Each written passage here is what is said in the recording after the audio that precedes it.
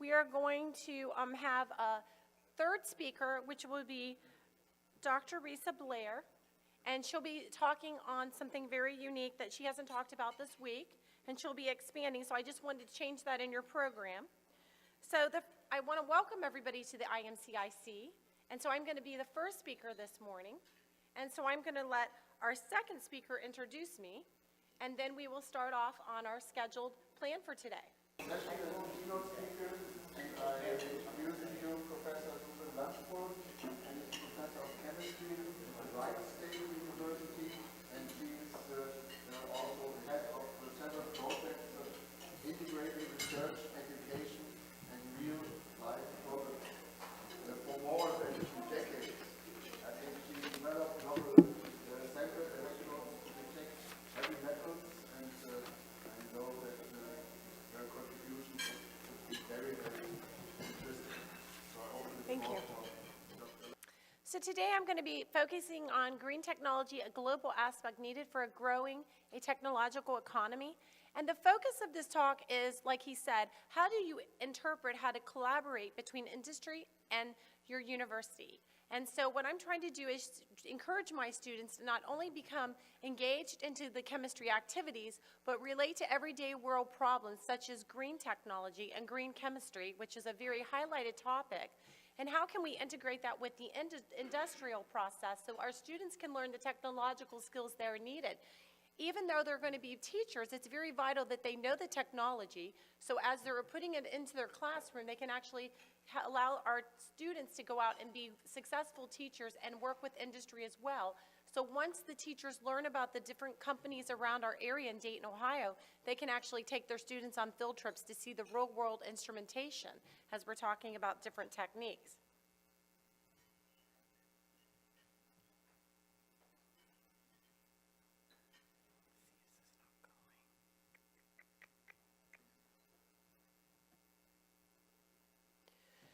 So the 5 elements of cooperative learning I'm going to focus on is related to inquiry-based learning. If you've been to any of my talks this sessions Wednesday, I was focusing on inquiry-based learning and how to get your students to work in groups, but to be problem-based learners and to solve problems. And cooperative learning is very vital because it gives the following things for your students when they're doing it as in groups, and also make them become independent learners. So the first part is positive interdependence, individual accountability, interpersonal skills, face-to-face promotive interaction, processing out, and this is actually in the Johnson & Johnson article in 1994 about cooperative learning and how engaging with inquiry-based learning helps your students learn better, and these are the following elements that come out of cooperative learning have been found as in the literature has stated. So the effectiveness in a college setting is what are they doing? Learning by doing and problem-based. So inquiry-based is problem-based, so they can relate it to a problem and take it back and understand how to solve it on their own. So I'm acting as a facilitator, not a lecturer in the university setting. So in this lab setting, they're required to solve their own problems. I only facilitate as we go along on the projects. And you'll see this green technology project, 2 of them that I'll be showing you today, relating to how they had to solve their own problem related to the real world. And how these job skills are needed for good communication in the workforce. Working in groups builds good communication skills. And the diversity involved to learn about a diverse environment, how they're working with other people with different diverse economic backgrounds. It's very vital because every day when you work out in the world, you need to work with everyone and know how to communicate. In our university, I encourage that. So the 5 pillars of cooperative learning are need contributions from each team member to succeed. That's the positive interdependence I was talking about. How I think and act and talk towards my team members will influence how we perform. That's the promotive face-to-face interaction.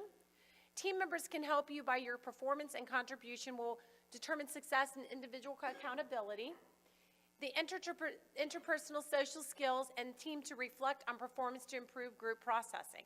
So there's actually a rubric. The Dr. Vermet has a rubric, how to grade your students if you really want to see how they're working. And this is a really good rubric to utilize. So hopefully you can read some of the main points at the top, and then the rubric, as you go down, you can see as you go across, they're not doing as well.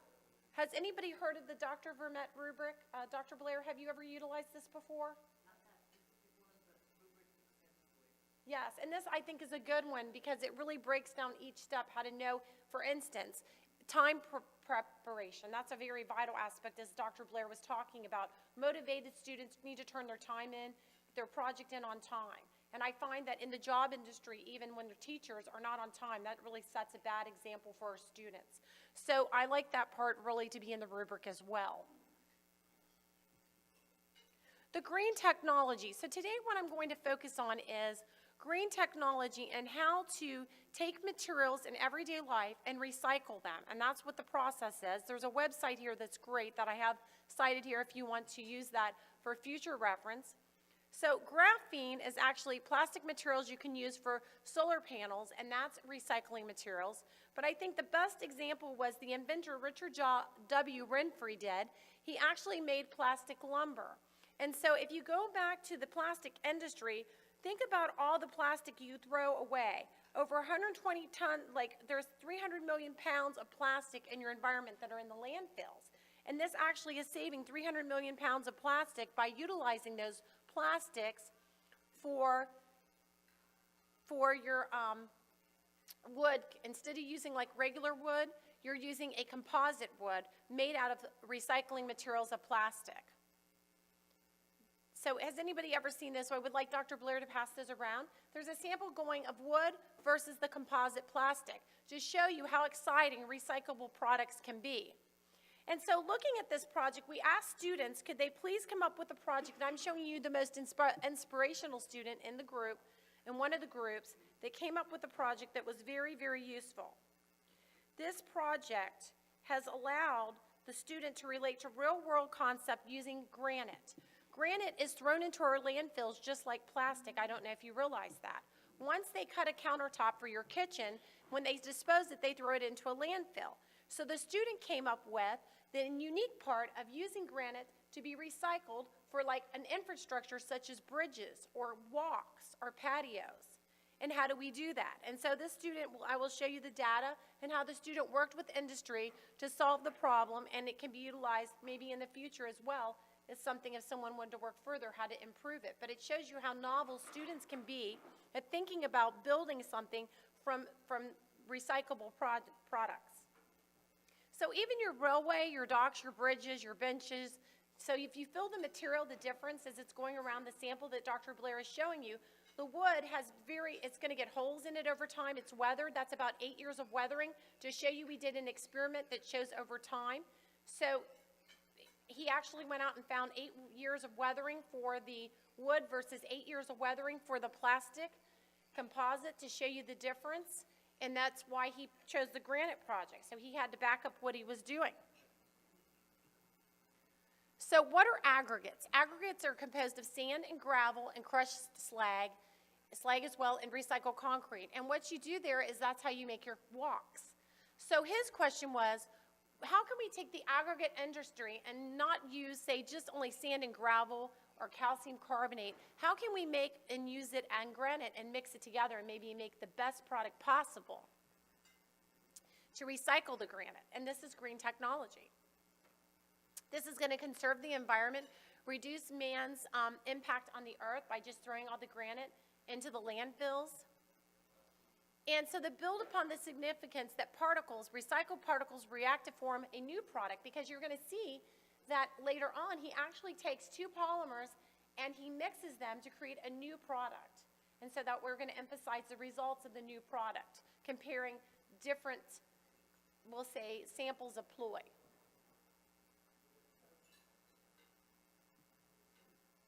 So there's two controls that we were utilizing. So typically it's a 2x4 cylinder, as you can see. These cylinders are round, and they are used for the test. That's how you do it in the lab, because we're going to do tensile strength and we're going to do absorption testing. And to do these testings, our student was required to go to Bowser-Moorner for his project. And so it's really good, I think, for universities to have this communication with industry so that our students can really do real-world technology, real-world instrumentation as they're solving a problem or creating a project. So once a student tells me what their project is, then I try to take them out into the real world where the industry is so they can really test it as well, and also get feedback from colleagues that work in the real world every day with this technology. So control 1, just to show you the Quikrete, 20 mLs of water and 5 grams of calcium carbonate, which is limestone. We're from the state of Ohio, and that's where we're highly in limestone, and we are actually taking quarries and getting calcium carbonate out to make roads, right? And so you probably know that well from working in the industry before, that I'll talk about later with your project, the next speaker. So this Quikrete is something you can just get in the Lowe's department store, very simple, and mix it and use it as a control. Control 2 is using no calcium carbonate and using the Quikrete and 150 mLs of water.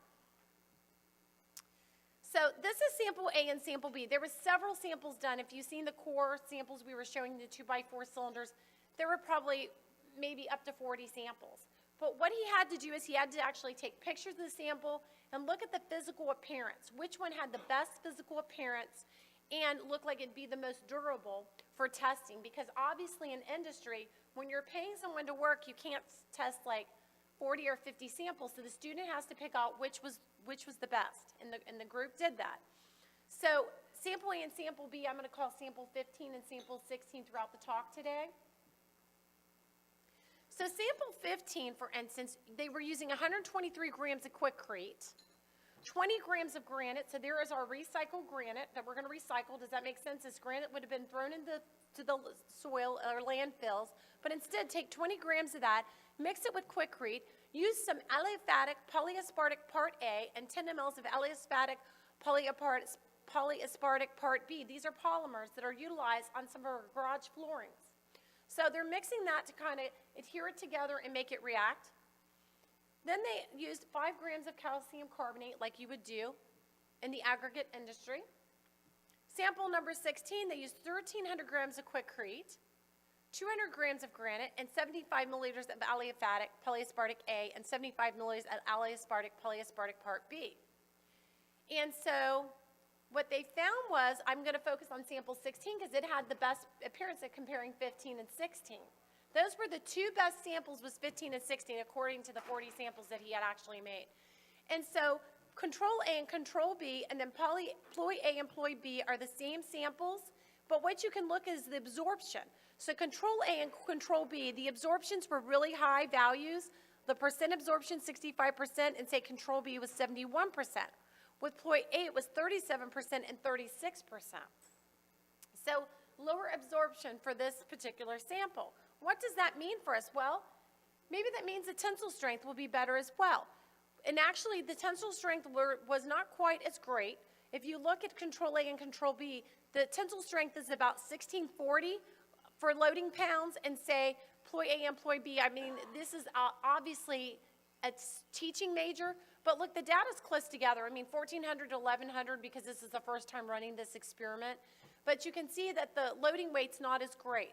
So the point of that is that this might be good for bridges because of the low absorption rate. It has more flexibility for the sample 16, but the tensile strength's not so great, right? So that might be a problem. So the students had to think about that. And so how would they enhance that activity?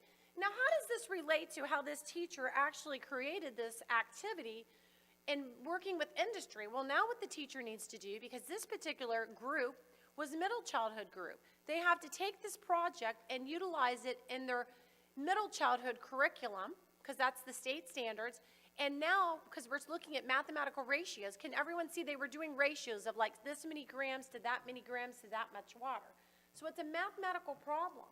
So utilizing math, they can now take it and do it safely and not use polymers, because the polymers could be dangerous, but using calcium carbonate, gravel, sand. And you can, if you powder up the granite and you make the kids use gloves, as long as they have a mask, it's safe. It's just that you don't want them to snort the granite, because that's not probably a good idea. But anytime they're working in the lab, they should have their goggles and their gloves on. But they're not actually crushing the granite, so it's not dangerous the way we're doing this. So they can actually learn ratios, and they compare this at home and actually in their lab if they want to, and it's not a dangerous lab. But they can also do tensile strength and create ways to test tensile strength in their own classroom with, and then visit Bowser Mortar and learn about the technique, how they actually test tensile strength as we showed you, and absorption. so they can get the real world sense as well. And I think that's vital, getting that connection between what we really do and how we develop a lab in the classroom, but also relate it to real world issues, building a bridge, because every kid wants to learn how to build a bridge, I think.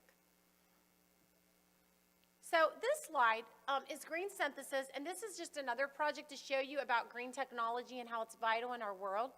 So green technology, and I had talked about this for other people that had visited my other talks, but I wanted to add it in here too, was looking at detection of phenol, and this was a higher level of learning for our high school teachers, that were going to be high school teachers, and looking at the detection of phenol with bimetallic nanoparticles.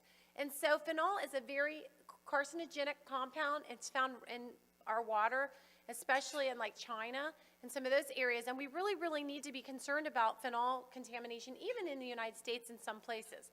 So looking at oxidation reduction reactions is vital because we talk about oxidation reduction, but how do we put that in a real perspective? So this lab module allows our students to really understand how to detect phenol, but it takes it to another perspective of using green synthesis. So I don't know if anybody knew, but the reason we're using silver and palladium, there's actually a way you can take silver nitrate, and silver nitrate can be in waste, and you can pull out the silver nitrate and actually make silver particles. And so, you know, from waste again, recycling, right? We're doing the recycling process again. We're just not throwing it into the water, throwing it into the soil. So these are why we had them use silver and palladium, but this is the unique part. The students were not figuring out the bimetallic properties. Students typically only think of silver, some groups only think of palladium. But what's unique here is they look at silver and palladium, the bimetallic. So you can see how they're using their scientific skills to think about a higher tier of learning, how they can even test other ways to make an optimized electrocatalytic electrode surface. In terms of technology, they're learning about potentiostat, galvanostat, cyclic photometry, instrumentation in my lab. I actually have that in my lab. But we can also take a trip over to our labs in the area in Dayton that are doing electrochemistry, which is Faraday technology, if we wanted to, and they can learn about how they utilize that in the real world as well. Differential pulse anodic stripping photometry to look at heavy metal contamination, and SEM for scanning electron microscopy to look at the surface to see the difference after they create the surface, if it's changed, because you can't always see with your eye, so how do you really see that? Using a new type of technology, which for them it's new, it's been out there a while. And using EDS, which is looking at elemental analysis, and then UV-vis spectroscopy. So what I'm pointing out is the technology, right? And how we're working with industry, electrochemistry places, and we're working with aggregate industry. OAIMA is another place that we work with, Ohio Aggregate Industrial Mineral Association. So we're collaborating with these particular industries with these projects so the students see the real world sense. And possibly, if they don't even become teachers, they can always get a job at Bowser-Moorner or get a job at Faraday because they do have positions open in basic research for students like that interested. We've even had teachers doing summer internships, which is really exciting. So this is a 3 electrode compartment cell. And so they're going to coat the electrode, and this is just showing graphing is something students really, really, really are challenged with. And so teaching them how to graph or interpret a graph is part of the state standards. Teachers should be really implementing this into the standards. But if you look, this graph is the current versus the potential. You don't have a peak of oxidation. You don't have a peak of reduction. So they learned that, for instance, a bare carbon electrode is really not going to detect phenol. So what if you do the nanoparticle electrode? What happens? And so you can look, the red line was the bare carbon electrode, but the modified electrode with the silver and palladium nanoparticles, a much better response. Everybody sees a big peak. So that peak is saying we have an enhanced response due to this sensor developed. And then we have the SEM, the scanning electron picture depicting the aspect that we do have the nanoparticles form. Because remember, if students don't see the technology, it's like taking a picture, right? You have to take a picture to really see it. You don't really see it, then you don't believe really the surface has changed, even though you might have seen it on the graph. You want to visualize it 2 or 3 different ways to make sure. This just shows Tina's synthesis under the hood, showing you that these young students are really interested in their research and they're really doing some exciting things. And Tina was one of the students that helped create this module, and she's very, very intelligent. So what she was doing when we broke the groups up, we actually gave them different nanoparticles to try. And we didn't talk today about gold nanoparticles, which we could have talked about versus silver versus palladium versus the bimetallic. But obviously, the optimized conditions is the bimetallic. We already know the results before the students perform the experiment. But what is novel about this is that you can take this experiment, and next year, if the students try to cheat, they can't. Because once they have this research-based project, you give them, let's look at nanoparticles. Now you could try different types of nanoparticles. You could try silver and copper nanoparticles, which I haven't talked about. So you can see how the results can change. And I may not even know if I haven't tried silver and copper, right? So they have to figure out ways to test that and see which is better. Maybe a mono, maybe a tri-particle. We've never tried a tri-particle, right? So we wanted them to think about that. This is the potentiostat showing you one of the young students running the electrochemistry instrument with the 3-electrode cell. That's those connections into the cell with the electrode. And so cooperative learning, I just added this slide to really emphasize cooperative learning, and it's important for students to work in groups because I think in this age of technology, we let technology take control. And I have even seen this with my cousins' teenagers. They rely on technology a little too much at times, and they can't communicate. You'll see them texting each other in the same room. So if they can't communicate to get a job, that can be a very big problem when they're working in a group on a project. So I believe cooperative learning allows you to build those skills, and a lot of chemistry students don't want to talk to each other, even in our chemistry majors, and I think it's vital to do cooperative learning so they work together. But if you assess it correctly, you'll make sure that one person's not doing all the work as well, because I don't believe in allowing one student to do all the work. So, and that's part of that assessment that I was talking about. So temperature positive interdependence, and so I use the chemistry term, increase causes higher kinetic energy, since I want to relate it to chemistry about cooperative learning. Concentration is the promoted face-to-face social skills that relates to higher concentration among the students, gives you higher collisions, since we're kind of relating that. Particle size and individual accountability is very vital as well. So that's more surface area leads to more exposed spaces to react. And catalyst group processing is substances that increase the rates of reactions without being spent. And that's part of recycling, right? Not being spent, you can recycle it. It's pretty cool, isn't it? So you're not wasting, you're using again, right? Over and over. The active guided inquiry cooperative learning, this is what students have said before about inquiry learning. They have said, and I'll let you read these if you want, but I'll just briefly emphasize, I was engaged throughout the entire class, and for once in my life, I'm not dreading math class when it comes around. We do the work, we ask the questions, and we learn. That's right. I'm the facilitator. I don't give them the answer. They have to show me what they think the answer is, and they have to explain it. Because that's important. How do you explain? How do you defend your point? And I think Dr. Blair does a fabulous job with her students doing that. I really do. And so the fact that it was never easy to find an answer to the problem, I mean, I've had students complain, obviously, we all have. But we don't want it to be easy, because if it's easy, we wouldn't be keeping them engaged in the classwork. And so that's very important, too, and keep them determined to find an answer and to make them think about it. Maybe the first day in lab it doesn't work, but that makes them think for the next time we meet. How can I make that better? What can I do to improve upon that? How can I work with Bowser-Morner? Is there another type of instrument that's possible? Because we've talked today, we haven't even mentioned FTIR, which we talked about, and Raman spectroscopy in my other talks. Now we have the other technology we can implement to also test it further and understand better about those synthesis products that we're making to put on the electrode surface. So I briefly want to acknowledge Bowser-Morner and Tom Ryan and OAIMA, that's Ohio Aggregate Industrial Mineral Association, Stamatina Tolias, and Landon obviously was a very good student because he actually was a middle school teacher with the Bowser-Morner, with the aggregate industry. And Stamatina is very good because she obviously was interested in bimetallic nanoparticles and helping me implement that into a classroom with teachers. And obviously Wright State University for their allowing me to come here and financially support me. And I want to thank Dr. Calais as well for inviting me, because that's very nice that he has this conference and works so hard for all of us. And I lastly would like to thank my mom for allowing all the money and support she did when I was an undergrad, because without her, Xavier University, I did work to go to college, but some of that was very expensive as an undergrad, so I appreciate all her time and her support of listening to me through my studies and even my PhD research at the University of Cincinnati. So I thank everyone too today, and I will take any questions and make it a more interactive session until you're ready. Does that sound good? So I thank everyone for listening today.